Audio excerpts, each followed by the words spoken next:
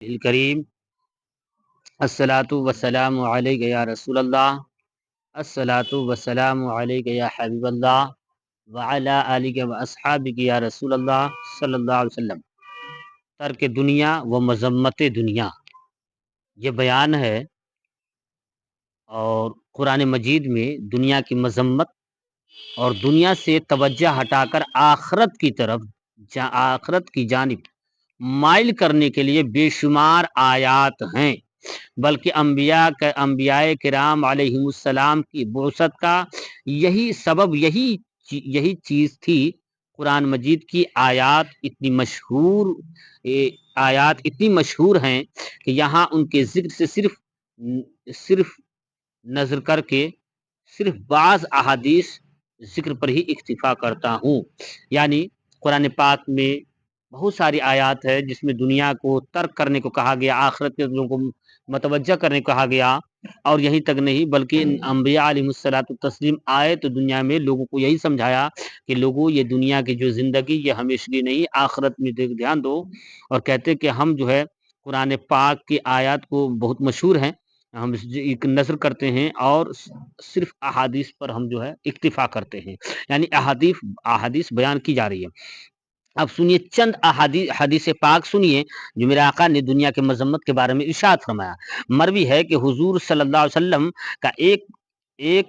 مردہ بکری کے پاس سے گزر ہوا ہے نا، آپ نے فرمایا کیا یہ بکری اپنے مالک کو پسند ہے؟ صحابہ کرام نے عرض کی اس کی بدبو ہی کی وجہ سے تو یہاں پھینک دیا گیا ہے۔ آپ نے فرمایا بخدا دنیا اللہ تعالیٰ کے یہاں اس مردہ بکری سے بھی زیادہ بے وقار ہے۔ اگر اللہ تعالیٰ کے یہاں دنیا کا مقام مچھر کے پر کے برابر بھی ہوتا تو کوئی کافر اس دنیا سے ایک گھونٹ بھی پانی نہ پی سکتا۔ کیا مطلب؟ یہ سمجھ لیجئے کہ میرے سرکار ایک بار جا رہے تھے صحابہ کے ساتھ، بکری مردہ پڑا دیکھا، صحابہ سے پوچھا بتاؤ یہ مردہ جو بکری پڑی ہے کیا اس کے مالک کو یہ بکری پسند ہے؟ صاحب نے کہا یا رسول اللہ اگر یہ بکری پسند ہی ہوتی، اس کی بدبو سے ناک پڑ رہی تو وہ گھر میں رکھا ہی نہیں رکھتا، ادھر پھینک کہا جاتا، یہ تو بدبودار ہو گئی، بدبو سے پھٹ رہی اس لیے مہک گئی تو مر گئی، تو اس لیے پھینک دیا گیا ہے۔ میرے آقا فرماتے ہیں کہ دنیا جو ہے نا بس اسی طرح کی بدبودار ہے، اللہ تعالیٰ کے ہاں اس بدبودار بکری سے بھی مطلب کہ زیادہ بے وقار ہے دنیا، ہے نا۔ اللہ تعالیٰ کہ یہاں اگر اس دنیا کی مچھر کے پر کے برابر بھی اوقات ہوتی ہے نا تو کیا ہوتا؟ کہتے ہیں میرے آقا کوئی کافر ایک گھونٹ پانی نہیں پی سکتا تھا اس دنیا سے۔ اب اس کو اس طرح سمجھیے کہ مان لیجئے کہ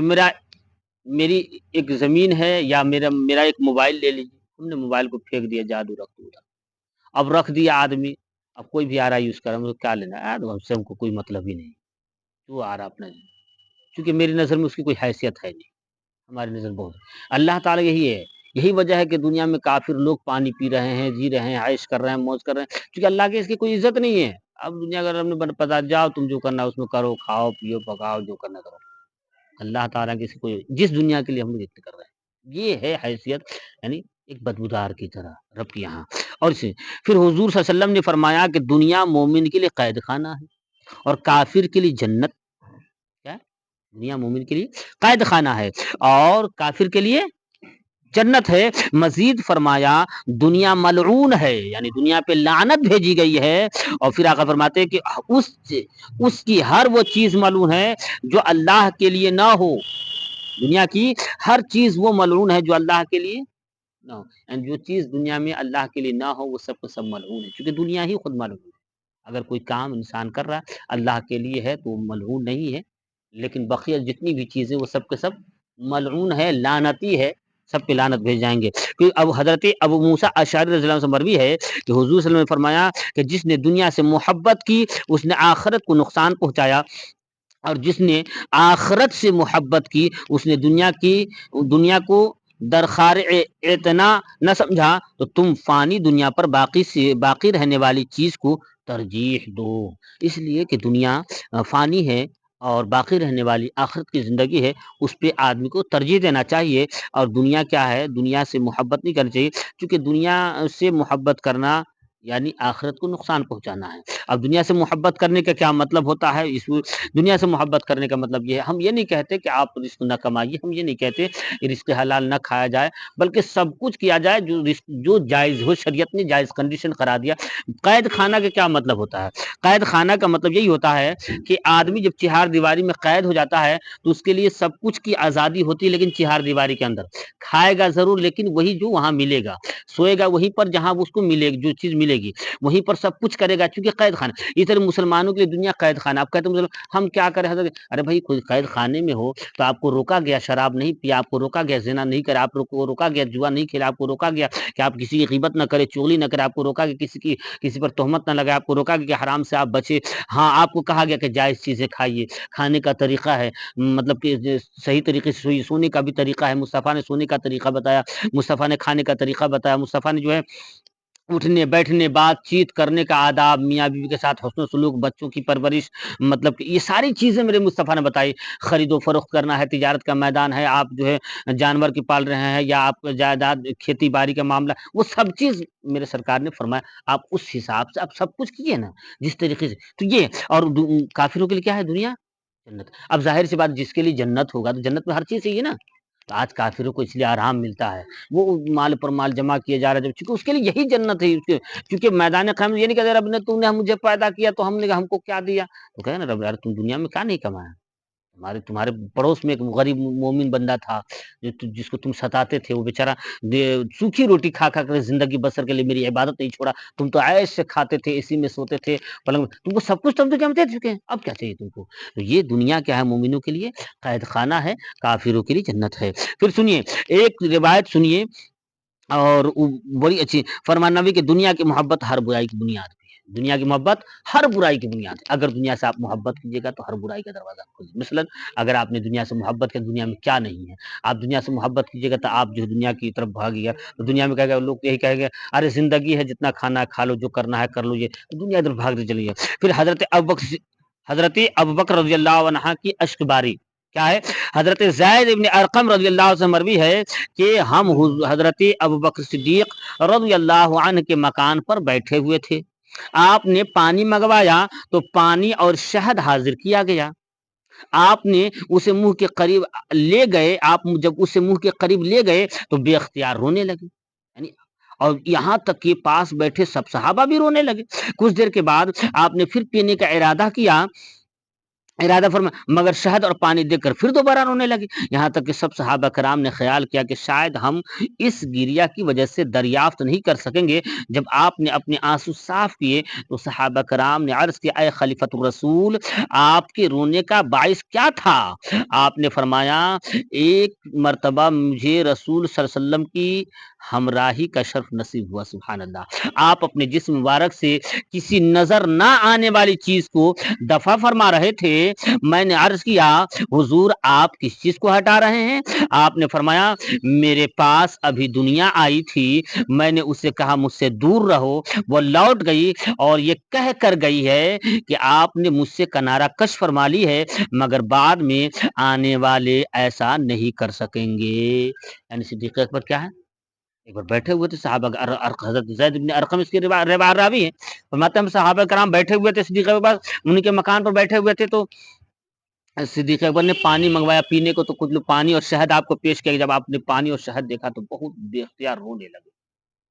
لگے، اب اس قدر رونے لگے، بھائی ظاہر سے ہم سے اگر آپ سے محبت ہے اور ہم روئے تو کوئی اور نہ روئے، ایسا بھی صدیق سے محبت سب رونے لگا، سب صحابہ رونے، جب رونے لگے پھر تھوڑا سا یہ ہوا تو پھر آپ نے چاہا کہ پانی اور شہد پیوں، پھر آپ رونے لگے، جب رونے لگے تو صحابہ نے سوچا کہ شاید ہم اس گریہ بازاری کی وجہ سے، چونکہ بار بار آپ رونے لگتے ہیں ہم لوگ تو کچھ پوچھ نہیں سکیں گے، تھوڑا آپ نے آنسو وغیرہ پوچھا تو پھر پوچھا کہ یا اے خلیفۃ رسول آپ کیوں رو رہے ہیں؟ رونے کی سبب کیا ہے؟ وجہ کیا ہے کہ آپ نہ رو؟ کہا کیا میں بتاؤں، میرے سرکار کے ساتھ میں ایک بار جا رہا تھا، ہے نا، ان کے ساتھ ہم سفر تھے، ہم جب جا رہے تھے تو کیا دیکھا، میرے ایسی چیز جو نظر نہیں آتی تھی میرے سرکار نے جسم سے دور کیا، ہٹو ہٹو ہٹو ہٹو، دور ہو جا دور ہو جا دور ہو جا، اتنی بات کہی تو میں نے پوچھا یا رسول اللہ آپ نے کس چیز کو ہٹایا، کس چیز کو اس طرح ہٹا رہے ہیں؟ میرا آقا نے فرمایا کہ مجھے دنیا میرے پاس ابھی آئی تھی، کیا، اور میں نے اسے کنارہ کش کر لیا، دنیا آنے کا مطلب بتاتا ہوں، کہتے تھے کنارہ کر لیا اور وہ کہہ کر تو دنیا یہ کہہ کر گئی کہ آپ تو کنارہ کش کر لیے ہیں، لیکن آپ کی امتی آنے والی جو ہے وہ ایسا نہیں کر پائے گی۔ کیا ایسا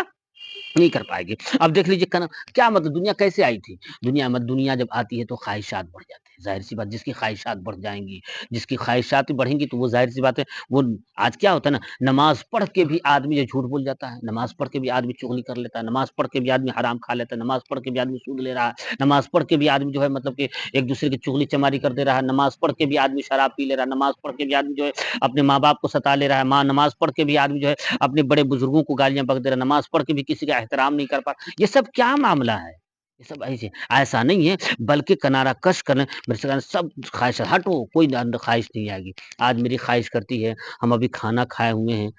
ہم نے بھوک نہیں لگی ہے، ہماری اپنی ہم لوگوں کی جو معمول ہے، اپنا معمول بتاتا ہوں کہ ہم لوگ کیا ہوتا ہے گھر سے کھانا کھا کے ناشتہ چلتے ہیں، دوپہر کا کھانا پھر بھی شام کو خواہش ہوتی چلو یار بازار سے کچھ لے کے کھا لیتے ہیں، حالانکہ یہ ایسا نہیں، اگر ہم اس پر اکتفا کر لیں تو بھئی اتنا کیوں کھایا جائے، اس لیے کہ ہم نے تو کھانا کھایا ہی تھا، لیکن آج آدمی کھانا کھا رہا، حالانکہ وہ بھی کھانا تو جائز ہے، کیا کھانا وہ جائز، لیکن جو ہے اہل تقوی کی نظر میں یہ چیز صحیح نہیں ہے، اہل تصوف کی نظر میں جی۔ اور میرے سرکار کی حدیث اور سنیے، فرمان نبی ہے کہ ایسے انسان پر انتہائی تعجب ہے جو بہشت پر ایمان رکھتے ہو اور دنیا کے حصول میں سرگرم ہو، یعنی یہ وہ جنت بھی چاہتا ہوں اور دنیا میں لگا ہوا ہے، دنیا میں لگا ہوا سرگرم ہے، اب دنیا میں ایسا لگا ہوا کہ نماز بھی چھوڑ رہا ہے، روزہ بھی چھوڑ رہا ہے، حج بھی چھوڑ رہا ہے، زکات بھی چھوڑ رہا ہے، سب کچھ چھوڑ رہا ہے، کچھ کر نہیں رہا ہے، وہ کہتا ہے یہ بھی خواہش میں یا اللہ مجھے جنت ارے تو دنیا بھی ہے، ایسا نہیں ہے، بلکہ ایک چیز ایک دنیا کی مثال ایک سنیے، ایک حدیث پاک سنیے، مروی ہے کہ حضور صلی اللہ علیہ وسلم ایک نزلہ یعنی کوڑے کے ڈھیر کے قریب کھڑے ہوئے اور فرمایا دنیا کی طرف آئیے، آپ نے ایک پرانا چتھڑا اور بوسیدہ ہڈی دست مبارک میں لے کر فرمایا یہ دنیا ہے نا، یعنی اس تمثیل سے اس امر کی طرف اشارہ تھا کہ دنیا کی زینت اس چتھڑے کی طرح پرانی ہو جائے گی ہے نا، اور چلتے پھرتے انسان کی ہڈیاں اس ہڈی کی طرف بوسیدہ ہو جائیں گی، یعنی میرے سرکار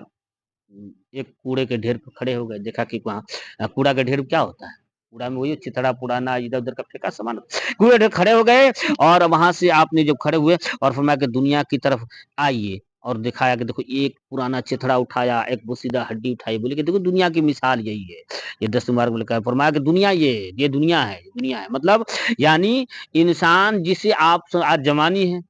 ہم جوانی ہے تو ہم جوانی میں سوچتے کہ ہم یہ کر لیں گے وہ کر لیں گے وہ کر لیں گے ایسا کر دیں گے ویسا کر، چلو نا یاد رکھ لیجئے وہ کل ہو کر کے بہت سیدھا ہو جائے گا جوانی، پھر کوئی پوچھنے والا نہ ہو۔ ایک بوڑھے آدمی سے کبھی پوچھیے گا، جو آدمی بیچارہ بیٹ پہ چلا جاتا ہے، تو وہ آدمی جو کبھی کچھ کرتا تھا بوڑھا ہو گیا نا، تو اب اسے جو ہے تھوڑا سا بول رہا ہے تو بچہ بھی ڈانٹ رہا ہے،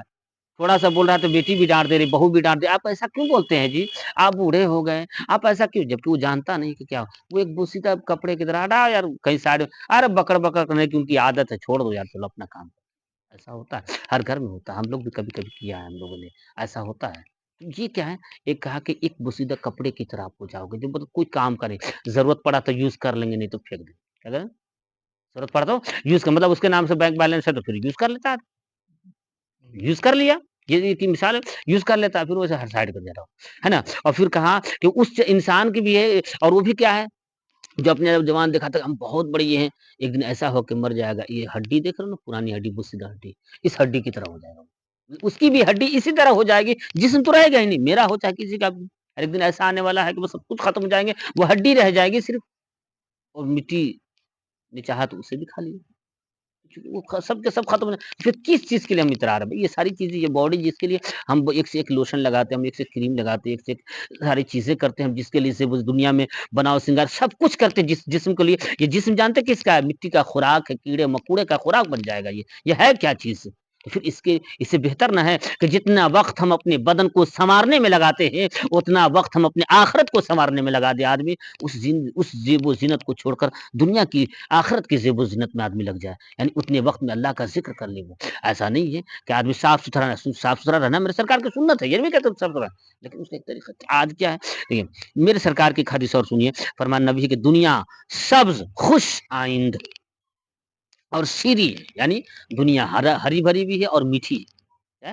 دنیا ہری بھری بھی ہے اور دین اللہ تعالیٰ نے تمہیں اپنا خلیفہ بنا کر بھیجا اور تمہارے اعمال سے باخبر تمہارے اعمال سے باخبر ہے. بنی اسرائیل جب دنیا فراخ بنی اسرائیل پر دنیا فراخ کر دی گئی تو انہوں نے اپنی تمام تر کوششیں زیورات کپڑے اور عورتوں اور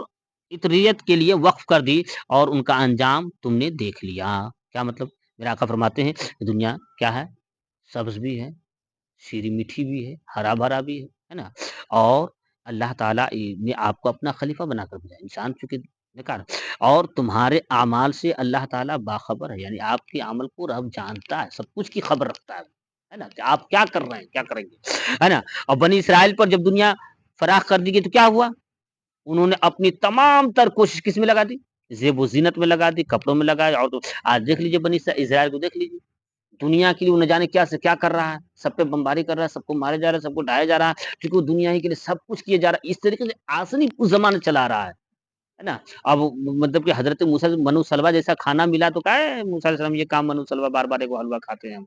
اور اللہ سے زیادہ تو ہم لہسن کھائے، ککری کھائے، پیاز کھائے، رب نے وہ نعمت ہٹا لی. وہ اس کا تو یہ روایت ہے کہ یہاں تک کہ اس کو جو ہے کپڑے تک بچے کہتے تم تو صرف عبادت کرو، بچوں کو کپڑا تک پیدا ہوتا تھا، لیکن یہ ساری نعمت اللہ نے ان کی ناہنجاری کی وجہ سے چھین لیا.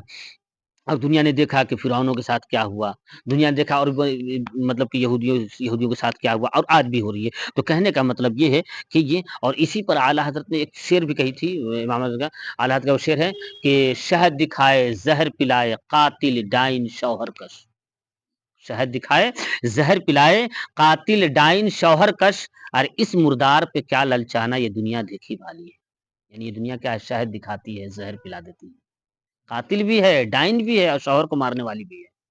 یہ اتنی اس کے اندر یہ خوبیاں ہیں. اور کیا کرتی ہے یہ دنیا؟ کیا مردار ہے، اس مردار پہ کیا للچانا. یہ دنیا دیکھی بھالی ہے، دنیا کو بہت لوگوں نے دیکھا ہے، بہت سارے لوگ دنیا جیا. فرعون بھی سوچا تھا کہ میں ہی خدا ہوں، اور نمرود بھی کہا تھا کہ میں ہی خدا ہوں. سب نے اپنے اپنے خدائی کا دعویٰ کیا تھا. 1700 سال کی زندگی گزارنے والا نمرود آخر ایسا ہو گیا کہ جس کا کوئی 450 یا 500 سال کی زندگی گزارنے والا فرعون آج بھی وہ پڑا ہوا ہے، ایک نشان عبرت بنا ہوا ہے. بڑے بڑے دارا اور رستم پہلوان آئے، ایک سے ایک دگج آئے، اور ایسے سے پہلوان گزرے ہیں کہ جس کی طاقت اتنی تھی کہ جس کے بارے میں بتا کہ کسی کا بازو پکڑ لے، ایک ہاتھ سے مٹھی سے دبا دے تو اس کی ہڈی چور کر دیا کرتا تھا، جس کا نام رستم پہلوان یا دیگر اور بھی پہلوان گزرے ہیں، سب تاریخ میں گزرا ہے. لیکن آج کیا ہے؟ مٹی نے اسے ایسا کھایا اس کا ایک ہڈی تک باقی نہ رہنے دیا، بس کچھ نہیں باقی. ایک داستان میں نام رہ گئی کہ تمہیں ایسے یاد کیے جائیں گے، تمہیں ایسے یاد کیے جائیں گے، ہے نا. تو اسی لیے یہ دنیا کیا ہے؟ دنیا میں کی زیب و زینت سے بہتر یہ ہے کہ ہم سادگی کی زندگی گزارے اور اپنے خدا کی فرما برداری کرے. دنیا مسلمانوں کی جب قید خانہ ہے تو قید خانہ میں شریعت کا جو زنجیر ہے وہ اپنے پیر میں لگا لیجئے، شریعت کی ہتھ کڑی اپنے ہاتھ میں لگائیے اور پھر اس کے بعد شریعت مطہرہ پر اپنی زندگی گزاریے. یہی دنیا ہے. انہی چند باتوں کے ساتھ آج کی ختم ہو جاتی ہے.